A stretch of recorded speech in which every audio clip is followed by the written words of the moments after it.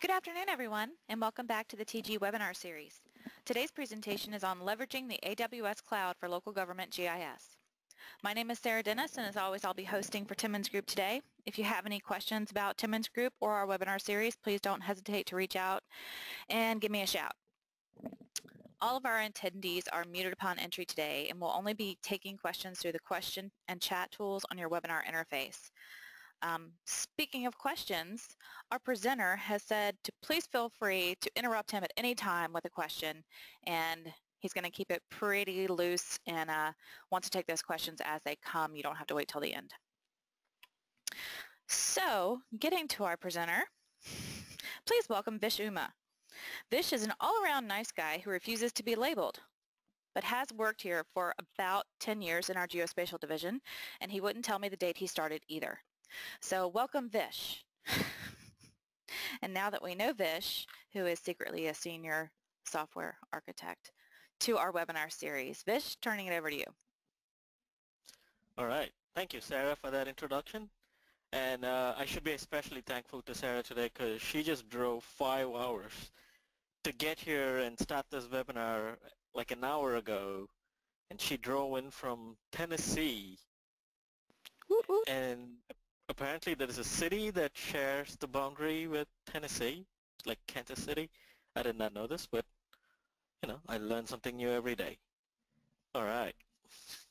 So, yeah, like Sarah said, I've been with Timmons Group for a while, and I've been helping a lot of GIS, state departments and local governments, and for a while now. I've worked a lot with the state forestry departments, Missouri, California, Virginia, and Oregon, and also with a lot of the local governments in Virginia to host their, you know, parcel websites for them. Doing all the technical work behind the scenes, and nobody needs to know I'm working on it. All right, so let's go ahead and get started with today's presentation. And we are going to be talking about Amazon Web Services and how it fits in to your world, which is the local government GIS world, which involves a lot of ESRI technologies like Arc Server and geodatabases. So let's go ahead and jump in, shall we?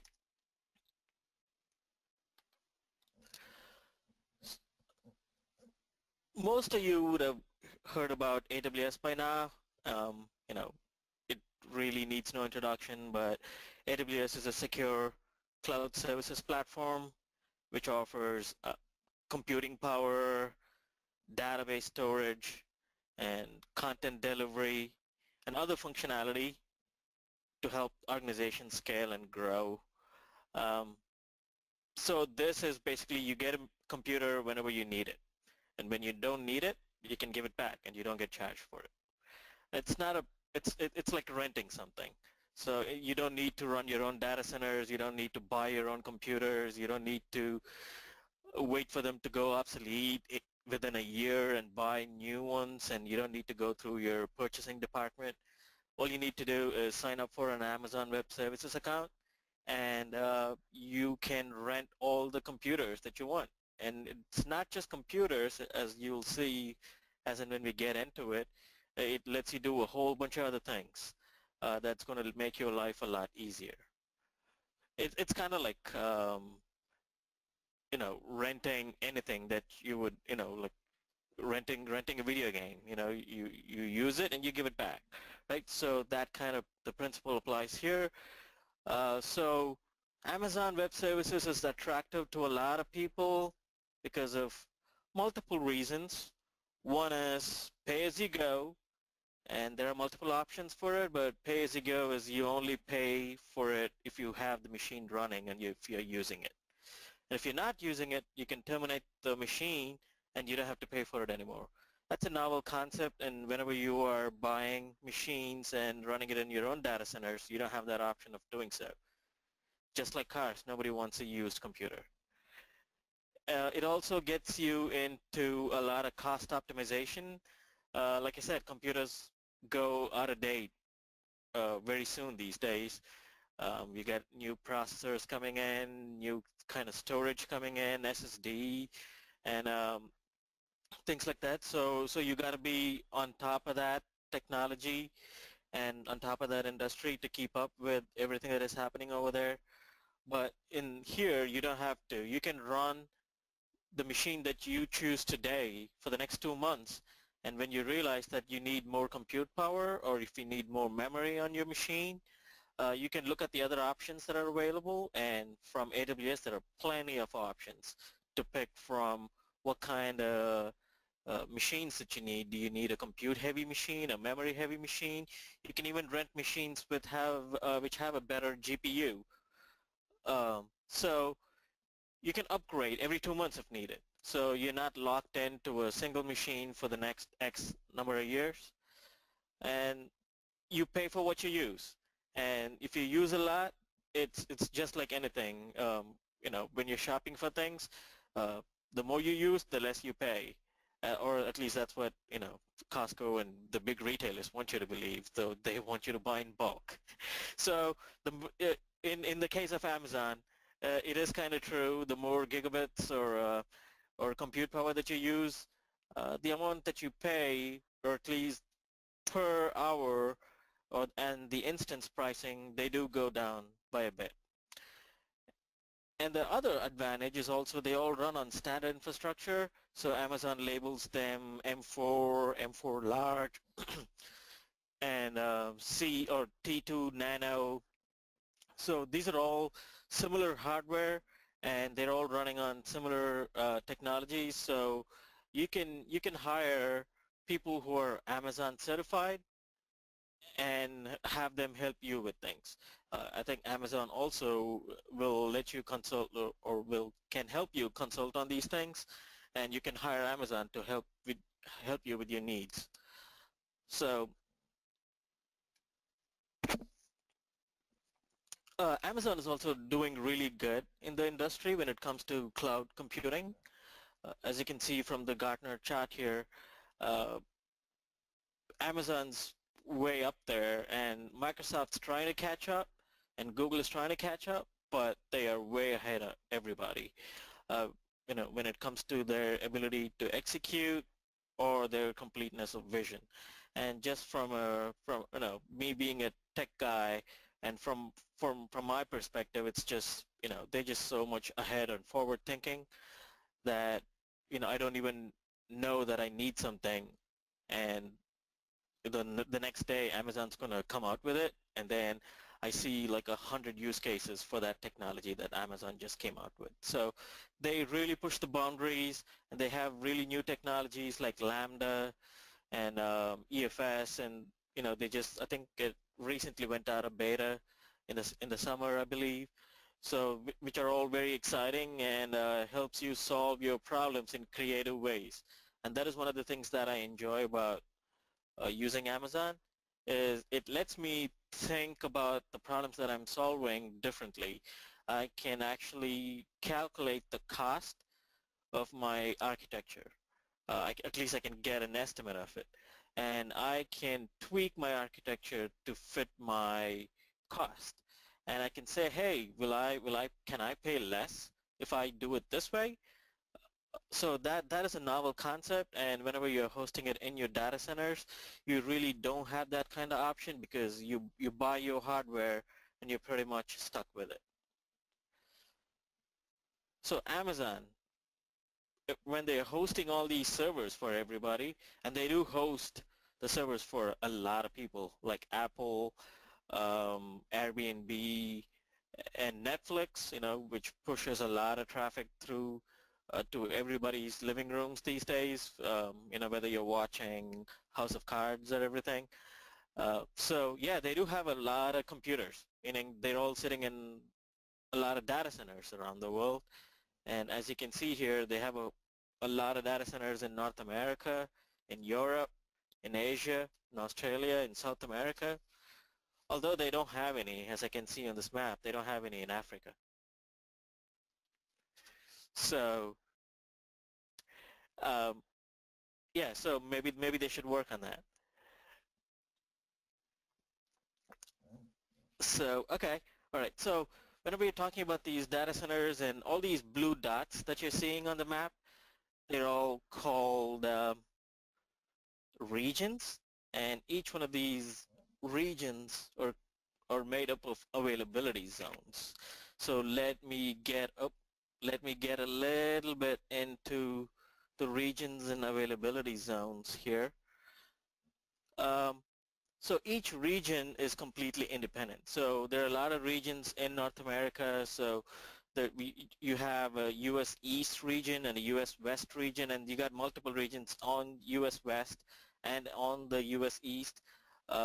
So they're all completely independent, and each one of these regions are made up of multiple availability zones. Each one of these availability zones are isolated inside the region, but they are connected through low latency links. You can think of them as buildings that are in a region that are, let's say, like miles apart, but they are connected with really fat pipes that you don't have to worry about the latency, or you don't have to worry about the latency as much. And some of the regions available are on the US East. They have in Northern Virginia, I believe near Reston, and Ohio. They have a region in California, Oregon, and in Europe they have regions in Ireland, Frankfurt, and a lot of multiple locations in Asia too. I'm not gonna go over every one of those. So yeah, they got these computers sitting everywhere, but what do they offer? Do they just offer computers as a service? No, they offer a whole bunch of products that are built on top of, or services that are built on top of these computers running the services for you, and they just have like a whole bunch of them. As you can see on the screen, I lost count, and they keep introducing new services every week, and they got some pretty crazy looking icons for each one of these, which are very hard to keep track of, I must say. These icons, along with all these emojis that the kids are using these days, and by kids I mean the people I work with. Yeah, I can't keep track of those. Sorry. Um, so yeah, we do use a whole bunch of these services. To name a few: EC2, S3, CloudFront, Glacier, RDS, Route 53, CloudWatch. And yeah, so even though there are a lot more services, some of them we do use a lot. We also do use workspaces now. So we are finding new use cases for these new services that are coming out. And if it saves us money and time, hey, why not? So how does this apply to the local government GIS people, right? So a lot of the local government GIS people, we live in the world of ESRI, meaning the ESRI suite of products, the Arc desktop product suite, which include ArcMap, ArcCatalog. I believe they got ArcGIS Pro now, even though it's tied. I don't know if it's a part of the Arc desktop product suite. No, it's new and it's shiny. They also have the Arc Server, which is their server product that you can run to host your map services and feature servers out of. So that will be used for serving out web applications that the citizens might be using to view the data that is maintained, like your parcels, your streets, your hydrant locations, your emergency centers, and things like that. So ESRI does, they do have their desktop product suite and their server product suite that you can run in your own data centers, which we do run in our data center, and we serve out, we host a lot of map services and feature services for our clients out of these ArcGIS server instances that we run in AWS. ESRI themselves, they have a product, I think most people will be aware of it, called, ESRI's been talking about it a lot over the last 2 or 3 years, ArcGIS Online. It's their version of hosted services in the cloud. And something interesting is the ArcGIS Online platform actually runs on AWS. So they do use a lot of those AWS products that I talked about and highlighted in the products page earlier. So what does ArcGIS Online do for you? So it lets you create maps and publish those maps into their cloud, their version of the cloud, ArcGIS Online. And so you can make 3D maps and push it out there and have and control the access to it, token-based authorization, or you can have it be accessible by, the public, open to the public, and you can upload your data to it. So whenever you publish these map services, one of the options is going to be, or I think that is the default option. The default option is going to be, hey, I'm going to take all the data that the map here refers to with me to the cloud. So if you're not careful, you might be pushing a whole bunch of data that you did not intend to push into the cloud. So if you're trying to push, tables with millions of rows, that's going to take a little while. But the process has been simplified, and it's been made easy, so you don't need to be a cloud expert to get something working like a map service or a feature service working in the cloud, and enable your citizens or other organizations that feed off of your data to create maps with it, to embed these maps in their websites and embed it in their mobile applications, be it. So, and then use it in any way they want to. So yeah, you can host your data items in there. You can host feature services in there. And one of the neat things that it also allows is it allows you to go from your data, which is your maps, to apps in a relatively short amount of time, right? So you have your data, you make pretty maps with it, and you push it up to ArcGIS Online, which it's been made easy through a wizard that runs on your ArcMap. And once the data is up there, they have a lot of products that you can use on their ArcGIS Online, like a web app builder, which will let you create new web applications, be it like a map viewer on the web that people can pull up in their desktop browsers, or they can pull up in their tablets or their phones pretty easily. So you don't need to be a web developer, you don't need to know HTML, CSS, or iOS or Java to build these applications. You have your data, you use ArcGIS Online, you push it up there, and once the data is up there, you have a lot of options that ArcGIS Online enables, by which you can produce web maps, native apps. I think they have something called App Studio that lets you generate native apps that you can put on the various stores out there, like the Play Store, iTunes, and they also have a lot of other products that integrate very well with ArcGIS Online. Like you can use ArcGIS Collector that integrates very well with ArcGIS Online and lets you collect data out on the field and then bring that data set into your geodatabase if needed. So whatever you had to pay a lot of money for the developers, it's been made easy, even though it might not be like the best thing that you could build for your use case. It's out there and it can be used pretty easily without a lot of investment. So what do? ArcGIS Online looks good, and it works pretty well, and we are an ArcGIS Online specialty partner, so we do help our clients implement ArcGIS Online also. But how would you make up your mind? Should you use ArcGIS Online, or should you use ArcGIS Server and run it on a machine in your data center or in AWS in the cloud? Well, that really depends on a lot of other things, like what is your licensing like with ESRI? Do you have an ELA? How many licenses of ArcGIS Server do you pay for? And what is your usage like? Do you have a lot of views on your websites at certain times of the year?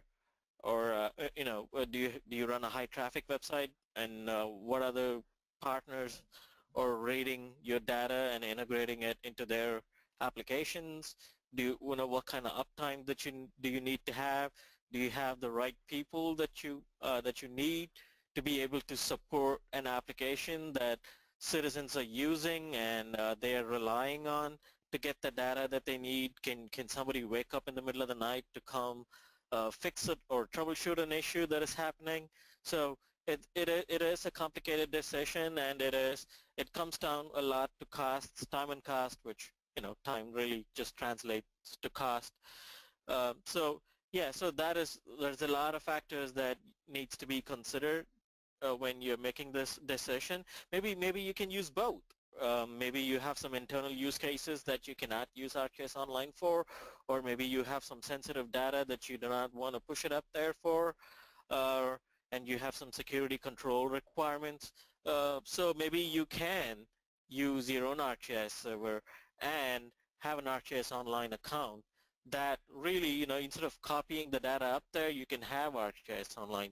Just come into your ArcGIS server and pull the data that it needs from there and use the services that are running in your services instead of having to push all the gigabytes of data that you might have up to ArcGIS Online into the cloud and then trying to sync these data sets as and when you're making updates to them. So that is a hard decision maybe for you, and you know, that decision needs to be made. You know, maybe it's both, maybe it's one or the other. And I think there are a lot of resources that are out there that ESRI has provided to help you make that decision. And it really depends on your use case. You know, you got to think about it, sit down, write down what are all the services that you offer, and what kind of uptime and SLA that do you need on these, and you know, what kind of staff that you have, what kind of staff can you hire, you know, what are the core competencies of your staff? Do you want them to be SQL Server experts, or do you want them to be doing things or building applications or customizing applications to serve your citizens better?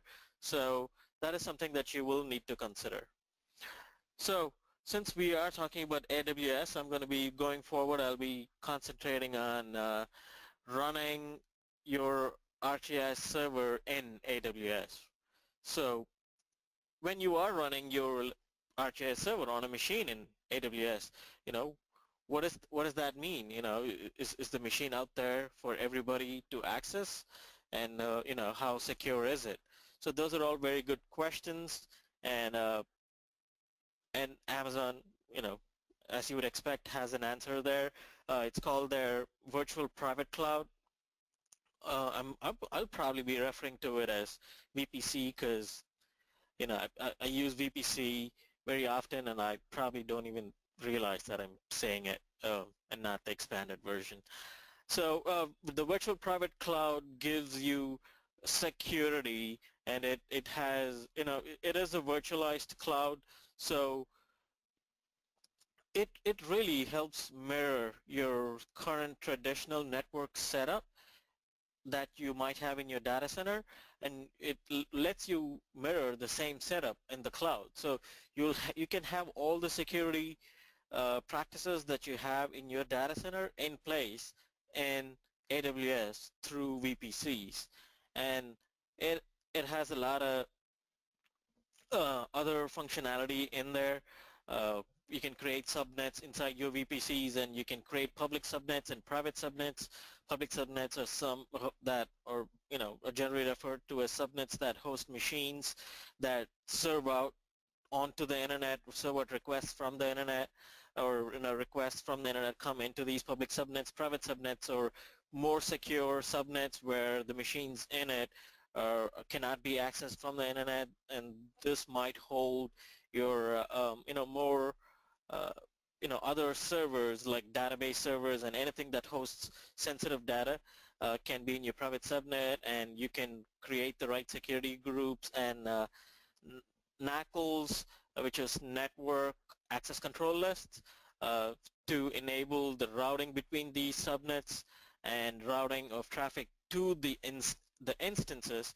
And when I say instances, I really mean computers or machines.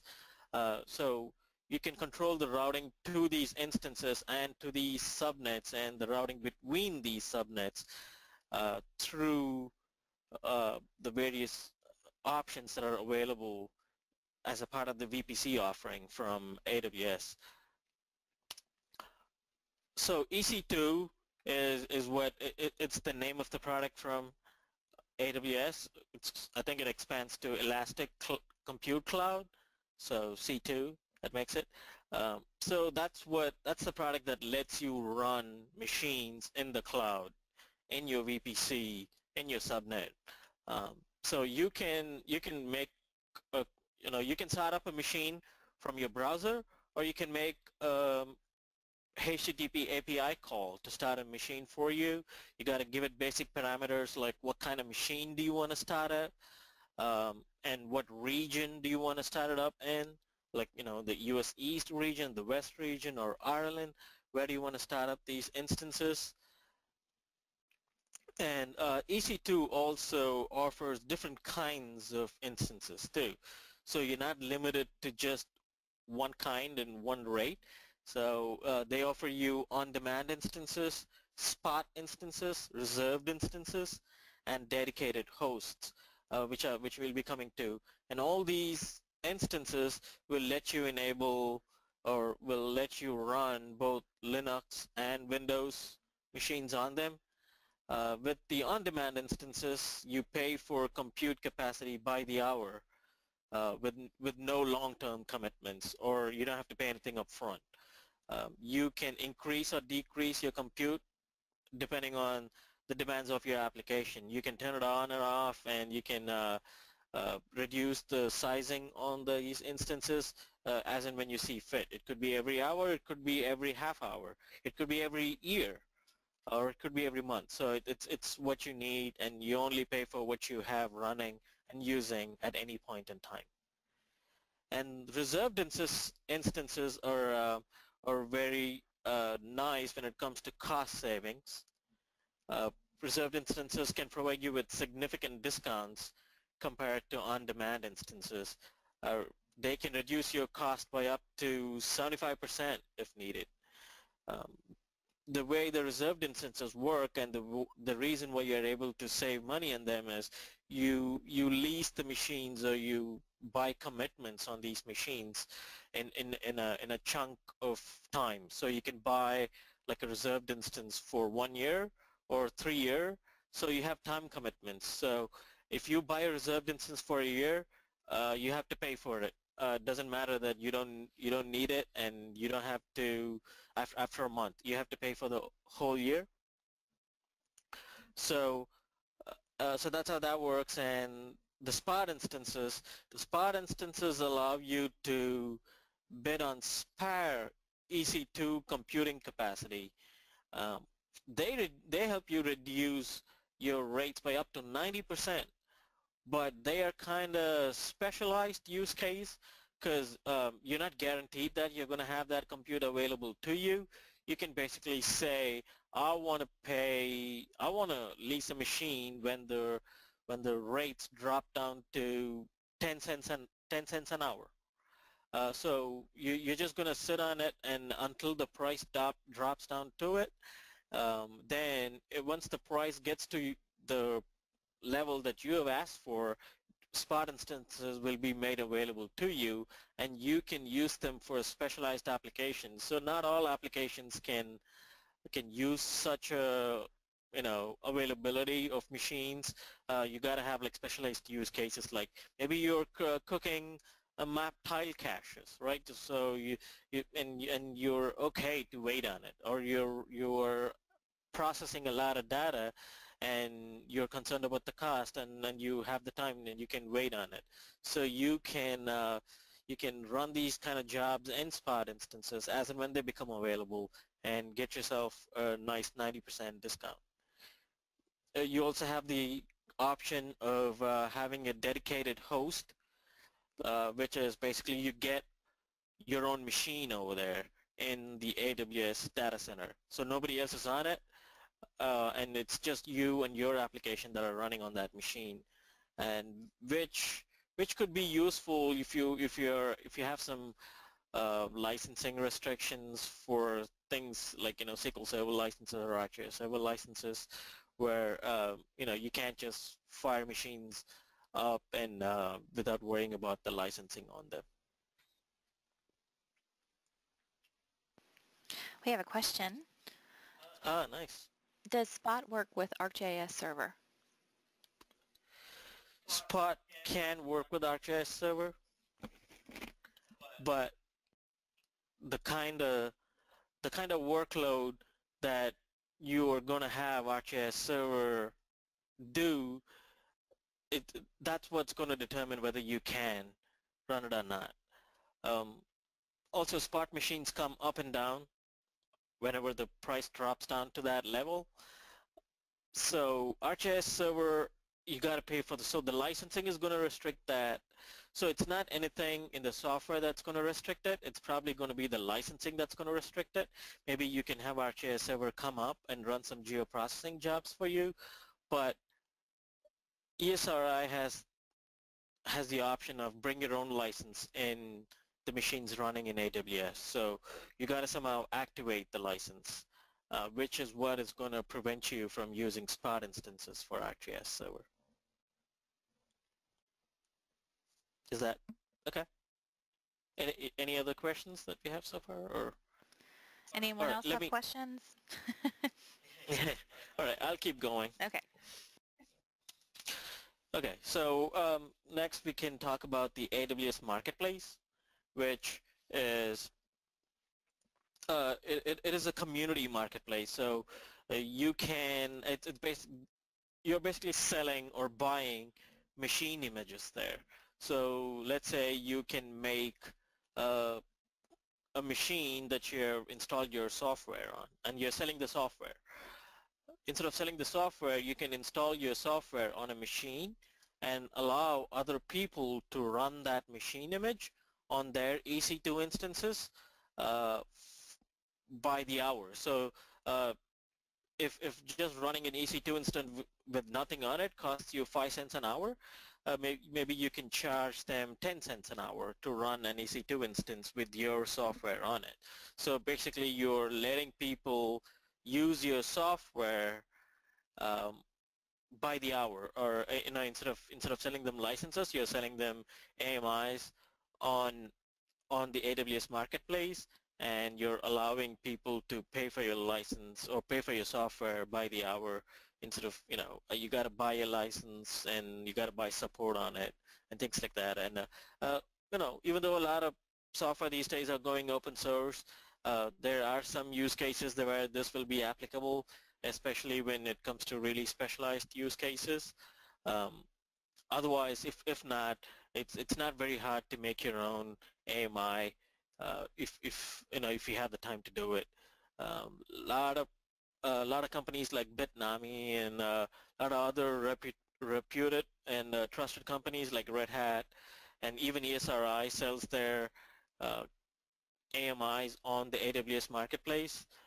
So you can pay for them because they've done the work of installing everything that you need on it, and you can just pick and choose your instance, or you pick and choose your AMI and run it. The thing with ESRI's images on the AWS Marketplace is it is all bring your own license. Oops, sorry. So it is all bring your own license. So you gotta activate the ArcGIS server on that AMI once you start it up, and you gotta activate it with your license. All right. So let's talk about, now we know we can run machines, and you can run your you can buy the AMIs that you're running on these machines through the AWS Marketplace. So let's talk about scaling. There are a couple of types of scaling. One is vertical scaling, and vertical scaling basically means if you need to serve more requests, the way you do it is by buying or paying for bigger machines with more CPUs, machines with more RAM, machines with better GPUs if needed. So you're just serving more requests by increasing the size of the machine, right? So you can go from a T2 to an M2, and they got a lot of machine types that you can buy from and you can pay for. And the bigger the machine you get, the more expensive it's going to be. I'm looking at the pricing chart right now, and the T2 Nano, you're paying 0.0088 running Windows, $0.0088, which basically less than cents per hour for a T2. But if you're running an M4 large, which has 2 virtual CPUs and it has 8 gigabytes of memory, versus a T2 Nano, which has 1 CPU and half a gig of memory, you're paying 0.246 or dollars or per hour. And for an M4 4X large, which has 16 CPUs and 64 gigs of memory, you're basically paying close to like $2 an hour. So vertical scaling is easy, but it does have its limit, because if your requests or if your scaling needs go beyond a certain extent, you cannot meet it with vertical scaling, because CPUs are not getting any faster, and the only way you're going to serve more requests is by running more servers, not more powerful servers, but more number of servers, which is referred to as horizontal scaling, where you serve out more requests by running a lot of smaller or medium-sized machines. So instead of having one CPU with 12 virtual CPUs, or one machine with 12 virtual CPUs where you're paying $2 an hour, you could be paying for 12 machines with one CPU, and your cost is going to be way less than the big machine. So, but some applications, or they do need the applications that you're running on it and trying to serve requests from, does need to be able to support being able to farm out the work that it's doing to multiple servers. So let's say you're running a web server and you need it to scale. You can put a load balancer in front of it, and then have the load balancer and round robin the requests that are coming in out to multiple web servers that are running your web application. So talking about that, it comes in the autoscaling and the ELB, which is what I was talking about, the load balancer and autoscaling groups that AWS lets you do is you can basically let AWS automatically scale your the number of servers that you're running based upon certain metrics, like the number of requests that are coming in and the resource utilization of these machines that are running your application. So you can say, you can tell autoscaling group that I always want to have 2 servers running and increase the number of servers to meet the load as as you see fit. So you can give it a minimum instance number and a maximum, and you can let it scale accordingly. You can also configure some health checks in there where Amazon can kill the instances that are not responding or are not healthy, and fire up new instances of that application for you. So you're just basically replacing the bad instance with a good one, and then so that you can keep serving requests and you're not taking any downtime because some machine or the application on one of these machines is behaving weird. So given all that, for most of the local government use case, we are going to be running 3 types of EC2 instances. I would think a web server. If you're running, IIS, it's going to be on a Windows machine, or if you're running, Linux, you can serve it out through Nginx web server or Apache or whatever is best for the application's needs. And you're also going to need a database server that might be, that might be a JDatabase that you're accessing. So you can run all these 3 in EC2 and have them talk to each other. Like I said, the web server can be in your web server, and your ArcGIS server can be in your public subnet, responding to requests coming in from clients or the browsers or your mobile phones that are making requests to your data. and then your database server can be in the private subnet and serving out requests from both the web server and ArcGIS server. And whenever you're doing this, like we talked about before, for ArcGIS server, you need to bring your own license. The AMIs that are available on the AWS Marketplace, have ArcGIS server 10.4.1 configured on them, pre-configured on them, and so whenever you fire it up, it's going to come up and ask you for a license file. And if you have an ELA, you should be able to, fire up, as many instances that you need or allowed by your ELA. And be able to pay for the machines with AWS for on-demand or a reserved instance. So we do this for a lot of the applications we use. So we build and host applications for wildfire risk assessment. We do this for Arizona, Utah. I think we're building one for Nevada, and we're also, I think we do host one for Texas and the Southern Foresters Association, or Southern, I forget who it's for, but yeah, so we do host multiple instances of these web applications, and all these web applications leverage the web server, which for these applications it's an IIS web server, although we do use Nginx also for serving out some parts of the services that are needed in this application. So we do use both the Linux and Windows web server instances to host the web services that we need, and we do run our ArcGIS server on a Windows instance in our own subnet, public subnet in our VPC, and we also run our own database in the AWS cloud also. So talking about databases, you have multiple options for running databases too. So one of the options is you can do what you're doing in your data center. You fire up a machine, you bust out that SQL Server or PostgreSQL installation or installation media, and you can install it, or you can use RDS. RDS is Relational Database as a Service. So you name a technology, Amazon's probably got it as a service. So you can run, like the icons here indicate, you can run both SQL Server and Postgres on RDS.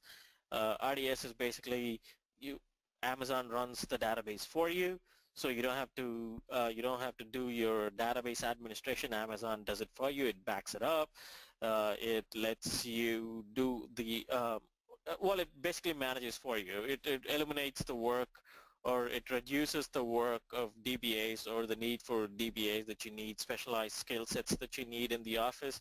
If your IT people are doubling up as your DBA, or if your developers are doubling up as your DBA, they might not have the time in the day to be completely aware of everything that they need to be able to run a database securely. And also do all the administration needs that the database might have. So RDS lets you offload all this work onto Amazon, and it lets you host your database in RDS, which is a service from Amazon. So it does let you run geodatabases too. So once you fire up a SQL Server or a PostgreSQL instance in RDS, you can, and then this is something that we do here, so you can, you need to register the database as a geodatabase, and you need to provide a license file to do that. But you can enable the geodatabase or your RDS instance as a geodatabase, and you can use it seamlessly like any other database that you would run in-house. But the RDS databases do have some security restrictions, and some other restrictions like if you're running SQL Server, you cannot do less secure or more fancy things like running SQL CLR assemblies inside the database and things like that. So it does lock it down because they can't let you do things that are high risk on machines that they are hosting for you.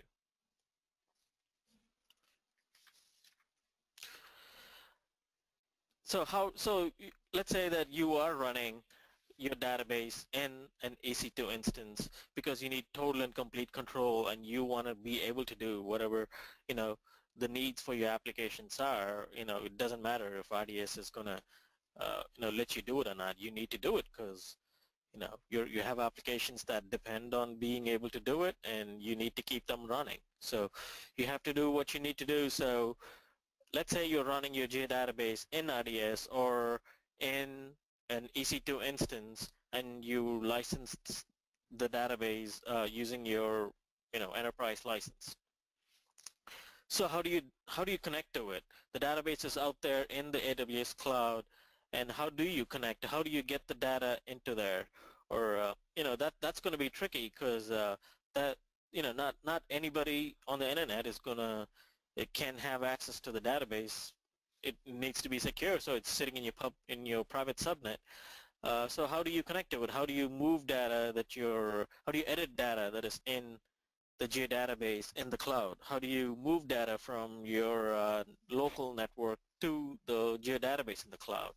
How is that going to work? So there are multiple options here too, like with anything with computers. So you can use a VPN connection, so you can make a VPN connection from your local network to your virtual private cloud in Amazon. This is something that we do here from our office to our VPC that is running in Amazon. So our local users do not know that these servers are running in the cloud. So they can access it like any other server that is running here within our network. So the VPN tunnel that we have established between our local network here and the VPC or the VPN gateway in the VPC in AWS is what allows us to do this. Now on our end here, we have a Cisco device that you can configure that. I'm not a Cisco guy, but it seems to take like magic incantations to get this to work. But on a Cisco device, but you can configure your Cisco device or your that is on the edge of your network, and you can configure a tunnel between your network and your AWS virtual private cloud. So this is going to give your users seamless access to the servers that are on the AWS cloud. So that is going to make it easy on the user. Is it going to be always the most performant, especially when you're connecting to web servers? VPNs are getting really fast these days, and they can decrypt and encrypt really fast, and you can do that on streaming video sites these days. So they are very fast, but the latency is going to be a little high, especially since you are talking to a database, and the connections or the applications or our current applications are really very chatty with the database, which may is it a good thing? But this is new territory for everybody. So given that applications are very chatty with the database, the users could see like a delay or a lag, which could irritate people. But if it's servers that you're connecting to, this should not be a problem. You can remote desktop into the servers running in AWS, just like you would remote desktop into any server that is running on premise. So that is an option. So VPN tunnels, and you can copy files from machines on your local network to servers on the AWS VPCs, like you're just copying between machines, or between machines in the network. So it really is seamless access. So if the lag or the latency is not sitting very well with you, one of the other things that you can do is use another service that Amazon provides, and this one is called S3, and you can move large files from your network into Amazon S3 buckets, and then you can hop onto the server on your EC2 cloud and then grab those files from the S3 buckets. So it's not going to be, it is a very broken workflow, and since the VPN tunnel does cost money, but it's not cost prohibitive in my opinion.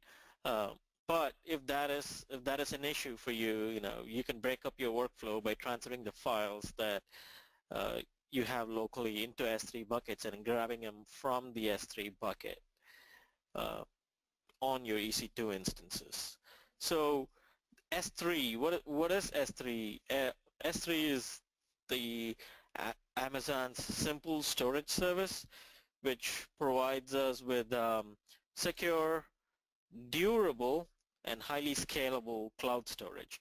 Durable because whenever you're writing files onto S3, it writes it onto redundant locations, so your writes are slower than what you would like, but your data is it is in multiple locations, so their durability is very high, and scalability is also very high. And S3 makes it easy to use the object storage with a web interface or from applications, from browsers, and you only pay for what you store on it.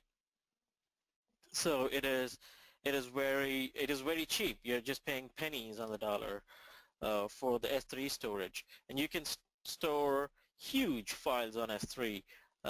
If you need to store bigger files, that might be another solution that you need to be able to access. But S3 lets you store, multiple gigabytes of geotiffs or whatever imagery that you want to store on it. The other thing that I want to mention is also a newer service is Amazon AWS Workspaces, meaning whenever your servers are running over there, your databases are running in the cloud, you can also fire up a virtual desktop instance, meaning you can fire up like a Windows desktop that has ArcMap installed on it.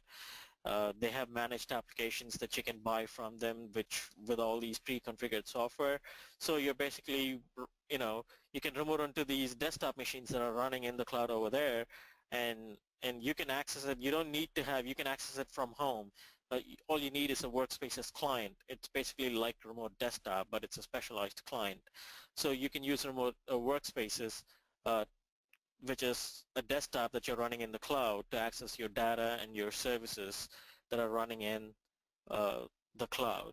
And you pay for this by the month, I think. And for one of these workspaces that we use, we pay like $50 a month. And after that, if we don't need it, we shut it off and we don't pay anymore. So that is also a very attractive option for you to work with. And the S3 also enables other things, like it has this really neat option of requester pays. So if you have a lot of aerial imagery that you need to allow other organizations and citizens to download, and you don't really want to ship them DVDs or hard disks, or you want them to pay for it, you can actually say that this is a requester pays bucket.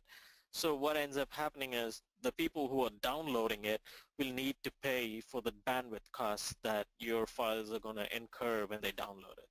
So that is a pretty good option when you need to allow people to download huge amounts of aerial imagery. So another very common problem is map tiles.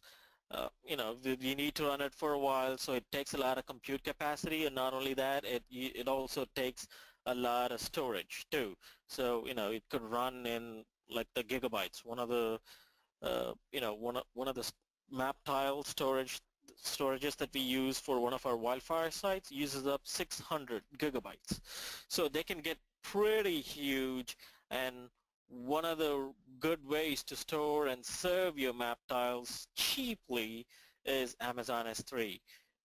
So Amazon S3 allows you to host these images and you can enable these images to be served out as static buckets or static websites, or the buckets can be available to be used as static websites, so people can access these images with a URL.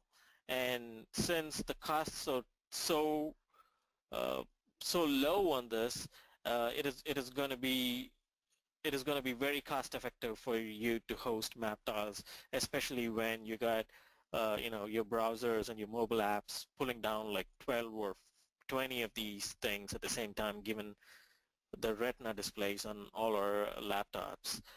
So this is something that we do. We built a mobile application. It's also it's a mobile friendly application. It's a website that you can view with ArcGIS, well, which you can which you can view on your browser and also in a mobile phone or a tablet. The tiles, we made a custom map for the Virginia Capitol Trails, and we are hosting these tiles on an Amazon S3 bucket. So, and there's nothing to go wrong. It's a static web server that's serving out images. There is no application code that is running, so the developers are happy, and there's nothing to go wrong, and there's nothing really that can, the IT people need to do to take care of this, because once it's uploaded to S3, it's all done, right? You don't need to worry about watching for error logs and aggregating error logs. It's simple. Once you do it, once it's up there, it's been up there for a couple of years now. We haven't heard a word about it because it's been running smooth. So when we talk about static website hosting, you can put your HTML, JavaScript, and CSS files on S3 also. So instead of just serving out images, S3 can serve your HTML pages out of S3 also as a static website. Normally the URLs for your static website are going to be ugly, and they don't support HTTPS. S3 static websites don't yet. So that's where the CloudFront comes in. CloudFront is a content delivery network that Amazon operates for you, and you can basically front your S3 storage or your files in your S3 with CloudFront, and you can host anything in S3, like your images, your video content, or any other web assets that you have. You can put them on S3, enable static website hosting on it, and you can front it with a CloudFront, which is going to give it a pretty URL, and also it enables HTTPS on it, and that is very critical these days, because many browsers like Chrome will not let you or will throw you errors, will throw errors or will throw you security warnings if not all your assets on your website, even if they are map tile images, they're not all served over HTTPS, and websites that are not on HTTPS are not even allowed to access your GPS location, so that we can show where you are, on a map. So we do this also. We do this for our web logistics product. We host multiple, web parcel sites or web logistics sites for counties in Virginia and elsewhere. So this uses ArcGIS server running in the cloud, and since this is basically just a static website, meaning it doesn't need a web server, all it is a bunch of JS, CSS, and HTML files. So we serve it out of S3 and fronted with CloudFront. And so CloudFront is also going to help, since it's a content delivery network, it's gonna stage it or cache it in multiple locations around the world. So if I'm accessing it from Canada or from South America somewhere, it's going to pull it from the closest edge location that it's got. Like maybe it's from Brazil, maybe it is from Ireland if I'm in the UK looking at it, or France looking at it. So it's going to improve the performance of your web applications too, and we have taken advantage of it for our web logistics sites.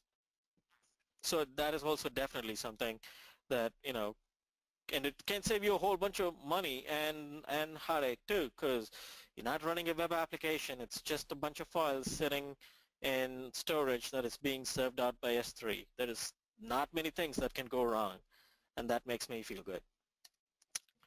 There are a lot of other services that Amazon has that we use that I can personally attest for. Route 53 is our domain. That's where we purchase our domain names from these days. We just recently moved all our domain names over to Route 53. I believe, I think we moved it all. I'm not sure that if we moved everything. So, you don't have to go use GoDaddy anymore.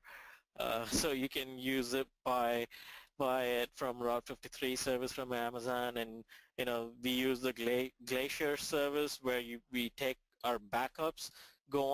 Glacier is basically an archival storage, so it is cheap. It is cheap as in, you don't even need to worry about it. You can store lots of data on it. It's like basically if we can move our tape storage data, which is in the terabytes, in Glacier we would. The only problem is getting it up there. But yeah, it is an archival storage, and it is very, very cheap, and we move a lot of our backups after like a year or so into Glacier. And yeah, we have also started purchasing our SSL certificates from Amazon Certificate Manager, so it integrates better with their Route 53 and our ELBs. So it just makes our life a lot easier. So I think we have made that transition to Amazon Certificate Manager. And we also use CloudWatch, which is basically, it lets you monitor the CPU and the memory and the I/O usage on your machines or your EC2 instances, and lets you trigger alarms when resources are being overused and there is something that you need to do about it. And there is so much more that I don't have the time in the day to talk about all these services, so I'm going to stop right there. And if you got any questions, I will hang out for a minute if you guys have any questions, to try and see if I can answer them. If not, I think we are pretty close, if not over our time limit. I think I did go over. You went over. Yeah, it's okay. Oh, yeah, sorry about that. I should have, yeah. All right. Does anyone have any questions? I know we had a few during the webinar presentation that we handled with Fish, and some people are already asking if they can get copies of the presentation and if we are recording the presentation. We did record the presentation, and we will be putting it online probably in the next week or so, so that will be available later, and we can email everyone and let them know. The only questions that we did have were about, let me see here. We went over to spot work with ArcGIS server, and you answered that. There was also another question about, do you use RDS for geodatabase?